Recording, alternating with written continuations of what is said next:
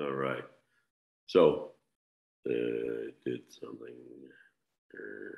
I was muted at first. I don't know if you noticed. Check this out. If I saw in 1.8, if I saw this stuff, here's what I would do. Quick take from Adam. For each part, type your answer as a fraction, la, la, la. So they're saying if sine equals 3/5, then what's cosecant? Well, we know cosecant is the upside down of sine.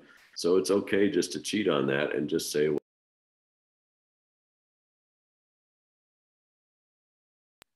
I muted myself again, and I'm sorry, I didn't mean to.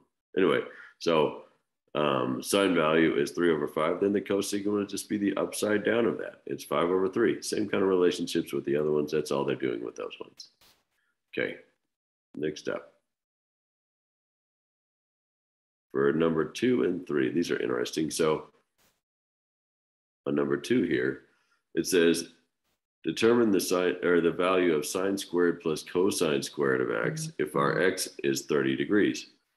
And so sine squared of x and cosine squared of x, plussing them together, looks a lot like Pythagorean theorem to me if x is 30 degrees.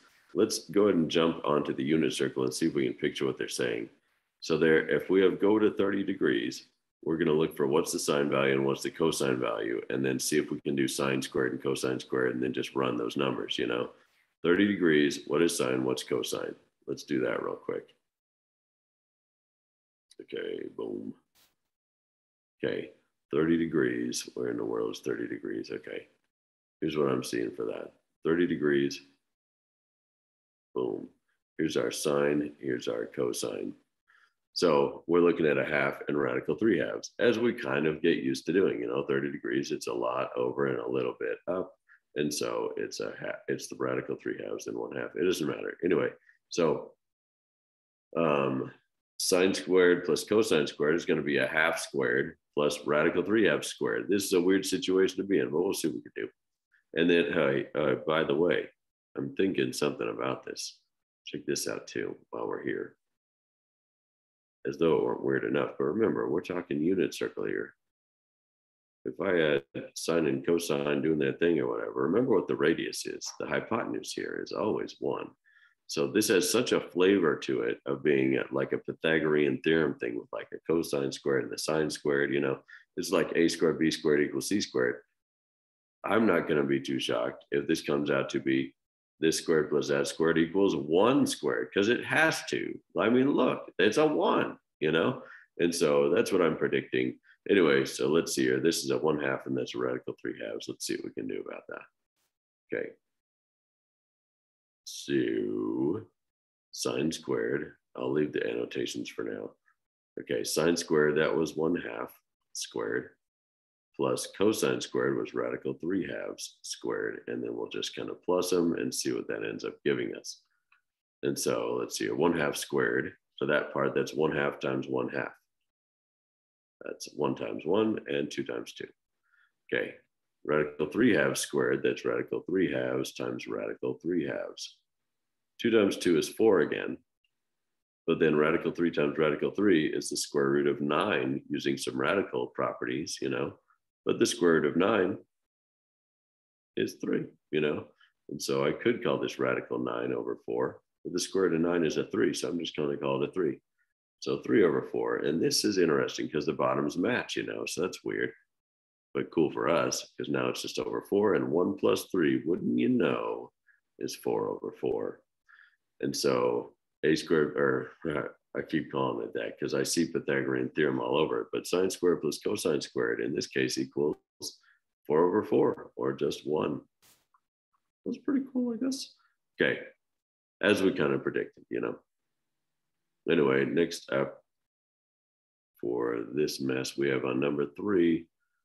I was thinking we had seen stuff like this before, but I think that this is more just us. Well, I guess we have seen stuff like this, but it's different enough in its phrasing that it's worth going over. And so check this out. We have the secant equals -5/3. What about the sine, the cosine, and the tangent? Well, this may not be all obvious. The secant is upside down of cosine. So if you want to skip to that one's going to be 3/5.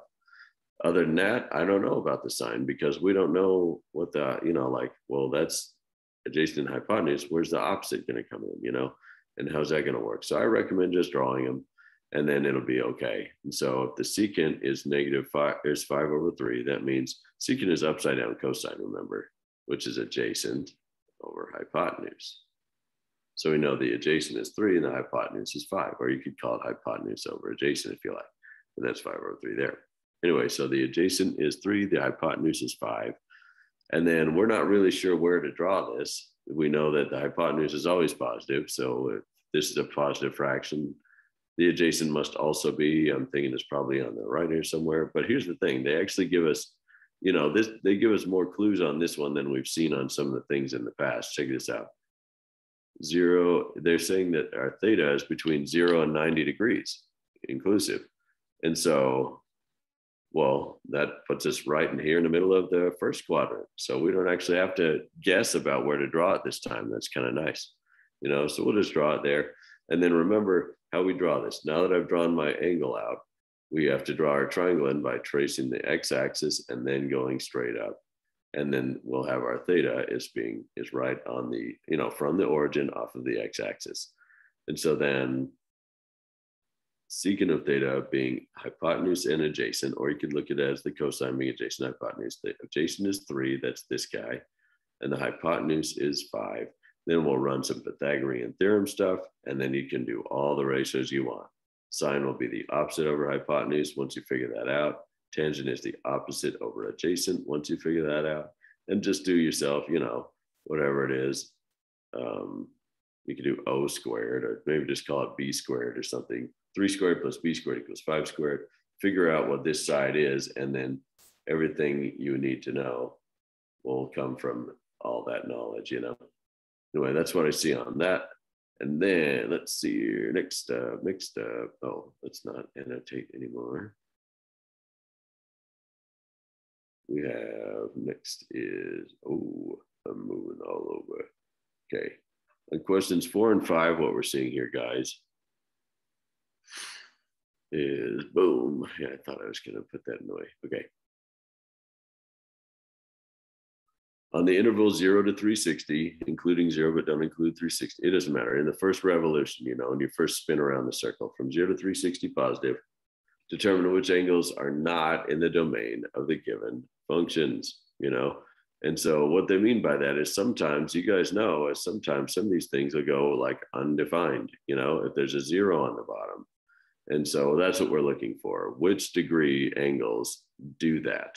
And so in this case, they're saying what angles are not in the domain of the tangent function on the given interval 0 to 360, given in order from least to greatest, the smaller angle first. And so let's think that through.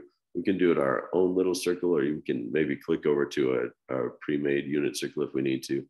Remember how tangent goes. It is, if I were to look at tangent at any given angle, it is the opposite over the adjacent, also known as the sine over the cosine, or the y over the x, And so if this is going to be undefined at any point, then we need to see that the y over the x, if I had coordinates of y over x, or sine over cosine, for this to be undefined, I'm essentially looking for the situation of something like a 1 over a 0. So I need places where the x value is 0, So if we do 1 over 0, or even if it were something besides 1, but it's going to be a 1 over 0, if I have a 0 on the bottom, or if the adjacent value is 0, that's when our tangent is undefined. And I'm thinking the only time when adjacent value is 0 is when the x value is 0. So that means we're not going to the side at all or to the other side at all. We're just going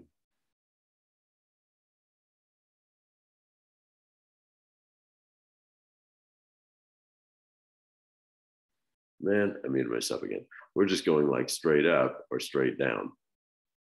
And so we'll just kind of talk about that. They don't want to know coordinates. They want to know what angles. And so what angle is this? That's positive 90 degrees. This you could think of as negative 90 degrees, but since they want us to keep it positive, we'll call it 90, and then this would be 180, so that's 270 down there, I guess. And so then we have 90 degrees and 270 degrees is what I'm seeing there. Those are bad for us, Same kind of thing for cotangent. Just remember, cotangent is adjacent over opposite. So we're going to need places where opposite ends up being 0 for it to be undefined. And then very similar approach on this one. We won't get too far into it. Just remember secant is upside down of cosine. So if I think cosine here, this is adjacent over hypotenuse. So secant would be hypotenuse over adjacent. So I need to, again, find places where the adjacent is 0 in order for this to go undefined. And so again, or for the x value to be a 0 for this to go undefined. And then we'll just look around. Where are there places that the x value is 0? And I think those are the same places that we ran into last time at 90 and at 270 probably, you know. That's where it is, that the x value is 0 there, and then, you know, down there. And again, as usual, or as always, we can look at these things on the, on the unit circle, all we like as well, you know, and that way they already, you know, if you have one that you've made or that is pre-filled in, we can always be like, well, where is it that the adjacent value is 0 or that the x value is 0? Oh, well, I can see here that has a 0 for the x part. That's good. I'll check out all the x values. No. There was a 0. Nope, but not for the x value. No. And then, oh, there's a 0 at the x value here, you know? So certainly you can reference these things like that. It's not cheating by any means. Okay. And then beyond that, I believe the last few questions are all review from other sections in one way or another, talking about reference angles and this and that. So I'm not going to cover those in this video for you. Let's keep the video short. Anyway, giddy up.